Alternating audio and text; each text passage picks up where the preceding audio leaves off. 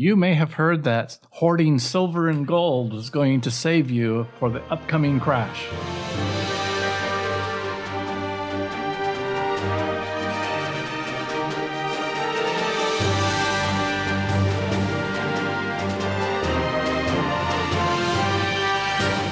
You're listening to Wealth Talks with Dr. Tom and John McFie, bringing you the facts so you can thrive in life.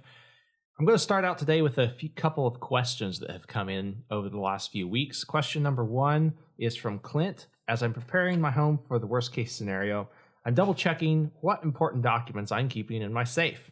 Do you have any suggestions on which parts of my policies should be stored in a fire safe environment? It's a great question, and we recommend that you do keep your policies in the fire safe. If they're lost or destroyed, you can get another copy from the insurance company. But if your family doesn't know where to get it, something happened to you in whatever disaster destroyed the policies, then that can make it a little bit harder to figure out where those claims need to be made. So yes, absolutely. Keep the policies in the fire safe. You know, we have a client whose family, the parents died in the family. They knew that there were 13 life insurance policies, but they had no idea or record of where those contracts were. So they didn't even have a clue on what companies to contact. So basically all those premiums that their parents paid went to naught because they didn't have any way to file a claim. The insurance company doesn't know where anybody is. So it's very important to keep your documents in a safe place and to note what that place is in your trust or will, or have it on record, or share it with your family members or your trustee or someone who's going to be responsible if you're not there to make sure that those documents are given to the people that need them. Certainly. And it's worthwhile having a digital copy of records of where your different policies are located as well. Having both never hurts. You never know which one is going to last. And it's just a good idea to keep that information on file. So talking about the worst case scenario brings up another question that we've had from Randy. It says, a big question on my mind lately is the possibility of a cashless society. It's looking more and more like an agenda-driven possibility all the time. Should we be preparing for this? And if so, how? Well, you know, back prior to 2008, I thought it would be important to buy silver and gold. And so we did. And we bought quite a bit of it. And that silver has never reached the price of what I paid for it. Yeah, it fell shortly after. That's inflation big time, because all of a sudden what I thought was a value is not. Now, we're hoping that the price of silver will come back up. But historically, we have to realize that there have been times in history, several times, when precious metals have been worthless. And just because it has been something that everyone values from time to time doesn't mean it always has. For example, we just found out this week, living here in Nevada, Virginia City produced so much precious metals, silver particularly, that the federal government demonetized it and wouldn't be allowed it to be used as exchange. Nevada produced so many precious metals that it changed the entire world's economy, because half of the United States precious metal reserves were being produced by Nevada at the time.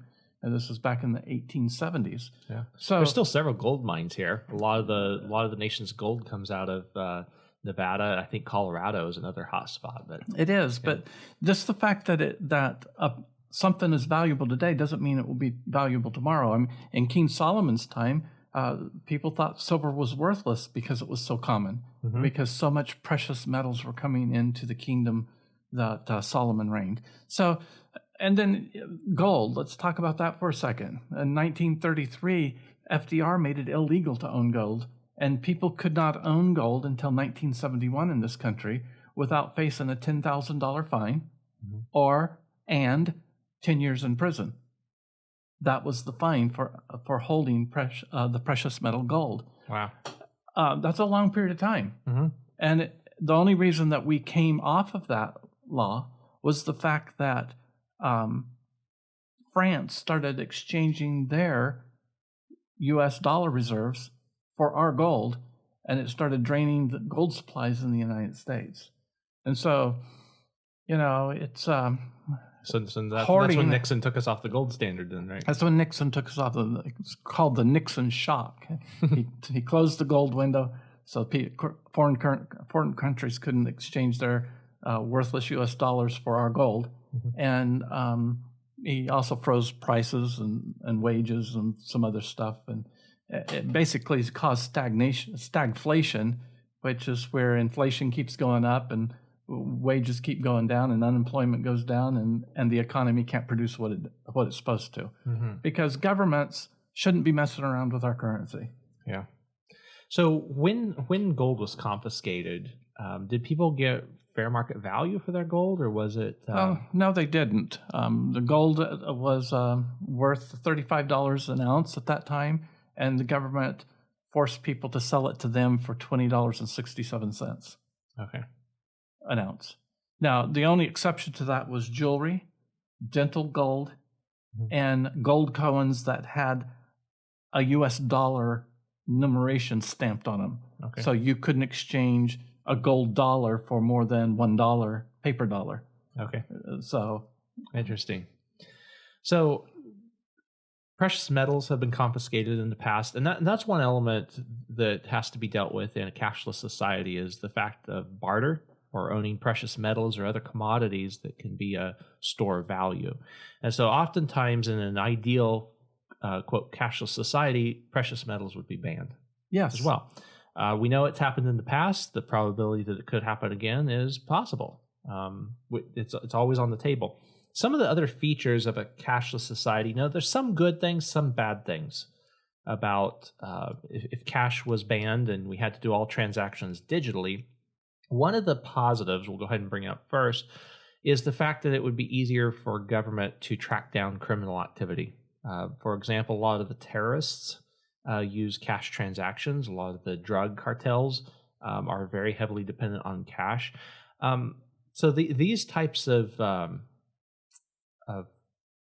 transactions would be much easier for the government to spot in a digital world. Would it ever completely eliminate it? Probably not. There's going to be some other system that these people figure out. But for an interesting story on the on tracking down cash and funding of terrorist money supplies, check out the book Harpoon. That's a good book. It's about how the Israelis went after the money supply as they fought terrorists, and then the United States copied much of that strategy as we dealt with terrorism in the Middle East and some of the drug cartels in South America. Yeah, that book even talks about how those monies were being laundered here in the United States, Canada, and the Caribbean and South America. So it's a worldwide thing, and it's important that governments do track terrorist activities and drug cartels and try to keep them from being funded through money laundering and whatnot like that. Yeah, and one of the big things that people say is, as we move away from a hard cash society, if you don't have the paper currency anymore, what about Bitcoin and some of those currencies? And the fact is that terrorists are very much aware of this and the criminals, and they're using the same types of currencies. So although those types of things come with more privacy, they also come with more government scrutiny because of the criminal activities that go on there. And so there's not a perfect situation that's going to come out of this, but that's one of the things to consider. Something with a digital currency or all transactions that happen digitally is you have a higher risk of hacking, especially as you get computers that are more powerful. So that's an important risk as well. And of course, then you have to learn the new technology. And we've seen that already take place in the cryptocurrency market, where people get ripped off huge amounts of Bitcoin or some other because someone got into the code and changed it and had it all pilfered their way. It's kind of another way to counterfeit. It is. It's just a digital counterfeit. It is. So there's really not a perfect system here, and there's a lot more. I don't see a lot more positives with the cashless system. It's easier, faster, maybe to make transactions, but then you also have the negative effects where it's easier for the government to regulate what's happening. If they're controlling the system of exchange, it's easier for centralized control and surveillance by governments that don't have the best interests of their people in mind. And even for negative interest rates, if you put money in the bank and you had to pay money to keep it there in the form of negative interest rates, then most people would want to keep that money in cash. But if there is no cash, then it becomes very hard to opt out of that system. I think one of the biggest concerns of people too is what happens when everything is digital and the political party in power at the time doesn't particularly like you. How easy is that going to be for them to cut you down, like in China, where now they're getting a score, and if they don't have a high enough score, they can't shop at certain places because they're not loyal to the CCP or whatever. Those things become very, very real when we're talking about a digital currency. It does. And, to say that can't happen in America, I'm just reading the book Radiant Science, Dark Politics by Martin Kamen. He was a scientist who worked on part of the Manhattan Project. And after the war, the FBI started tracking him, and they thought that he was an informant to the Russians. And he had to go through a bunch of different hearings. They took his passport away for several years. He couldn't travel and do his scientific work, and finally he was cleared. But if the government had control through a cashless society to affect the transactions as well as just a passport, they could have made his life hell.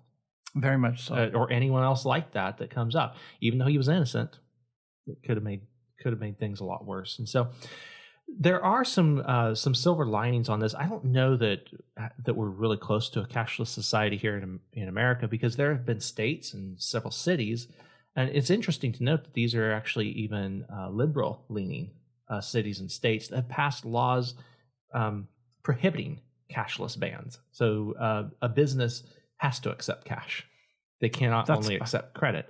States like Massachusetts, New Jersey, Rhode Island have laws like that, and cities like Philadelphia and San Francisco. That's fascinating. Maybe they know that they get a lot of their money from different sources that maybe wouldn't want to be traced.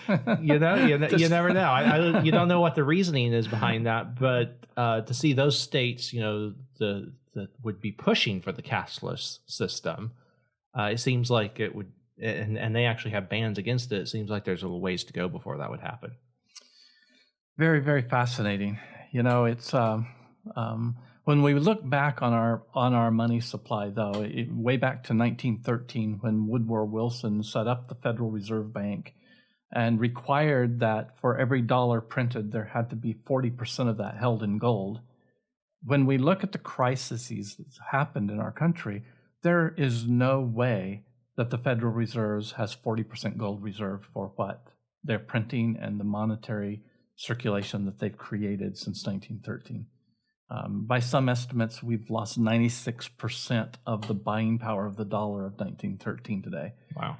Which means that $1 is worth about 4 cents today compared to what it was in 1913. So people are concerned about that. That's inflation. That's primarily the cause of the government usurping its responsibility and handing it over to the Federal Reserve, which is a private industry that answers really to nobody. So what is it that we can do today to counteract that? And that's where Nelson Nash had such a brilliant idea about using life insurance. Yeah, because most people put their money away and they can't get to it for most of their life as they're, quote, saving for retirement. But they save in these plans where if you can't get to your money, how are you going to combat the effects of inflation? Well, if you put your money in life insurance, you can get to it. You do have an opportunity to counteract the effects of inflation. Not only will you have some growth in the policy that helps offset that, but if you can access the money and make different investments along the way or finance different lifestyle items, now you're staying on top of the game, because in order for money to grow, it has to flow. Yes, and Andrew Carnegie said that everybody, regardless whether they're married or single, should be buying whole life insurance, which was the type of life insurance that was available in his day, because it provides a function that the banking system cannot provide. And, when we look back historically and we see the banking holiday closed many banks across the United States over the long weekend, and Monday morning they opened up and everyone's accounts were zero. That historically could happen again. It could. That's why we have to understand history and what leads up to it. You know, the fact that silver has been worthless, that gold was made almost worthless. These are things that could happen again in our society. So we can't put our hope and trust in any one given thing. No. Because we don't know what the future is. But we do know this, that if we work hard, if we get educated about how money really works, because there's always been a currency in civilized history. Always.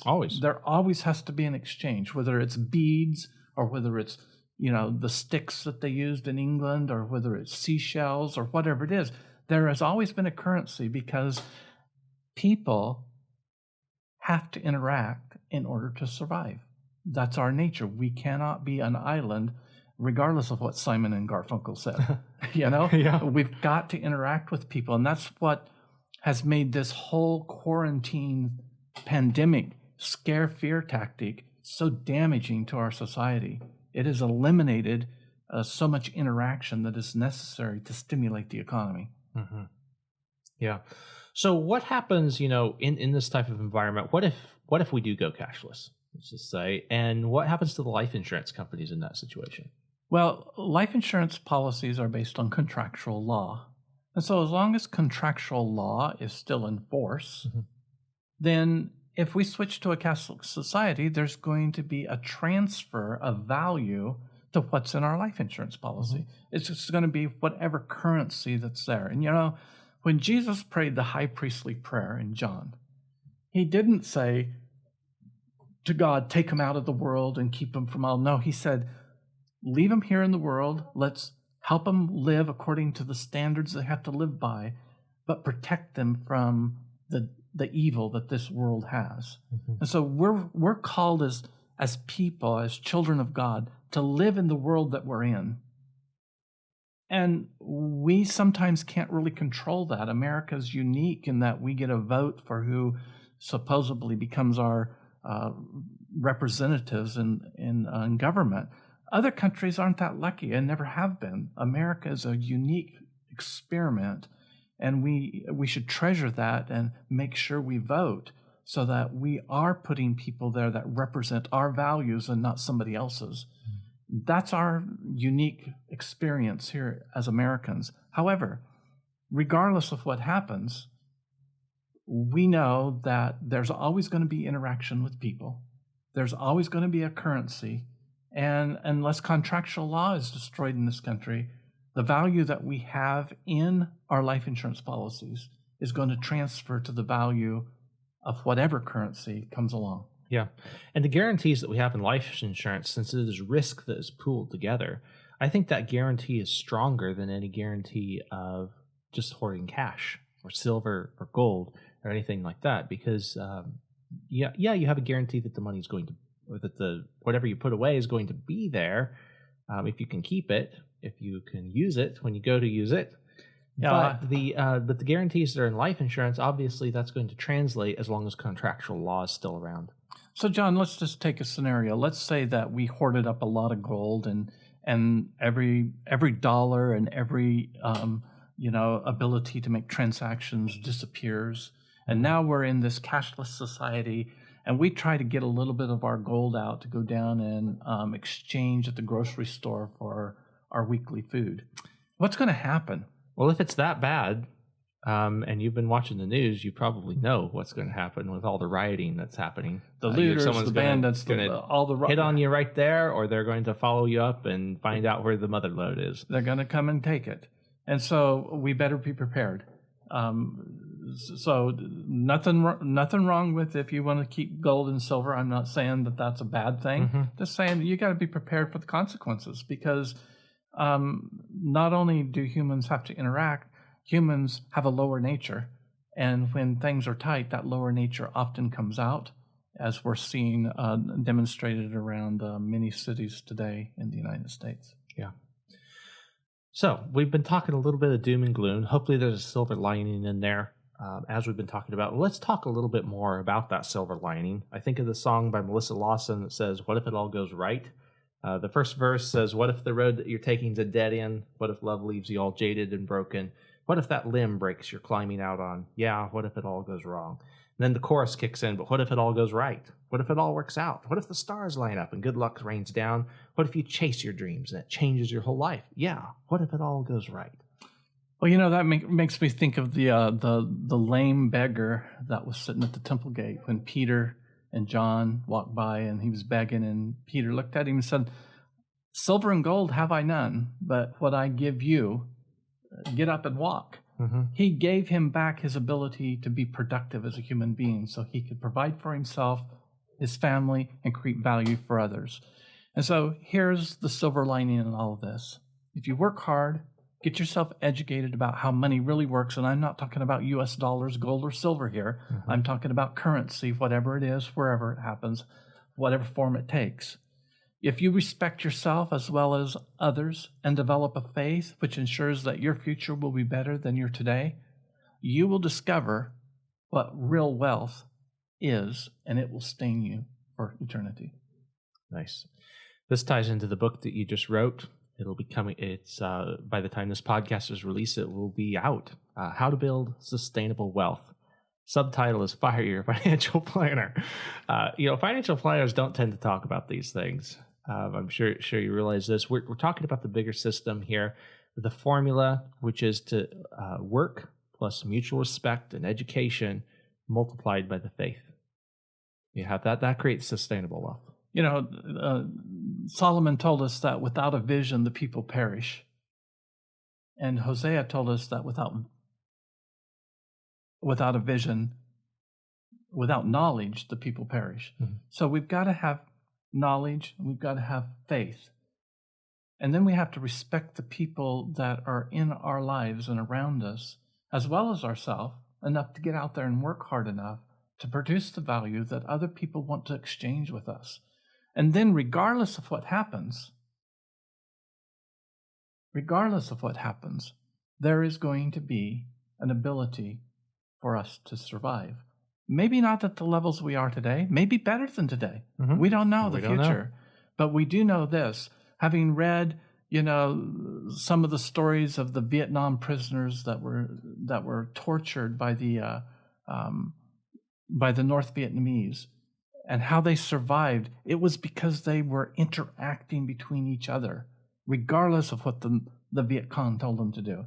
The same thing happened in the concentration camps during the Nazi period. It was their ability to communicate with each other that made them survive.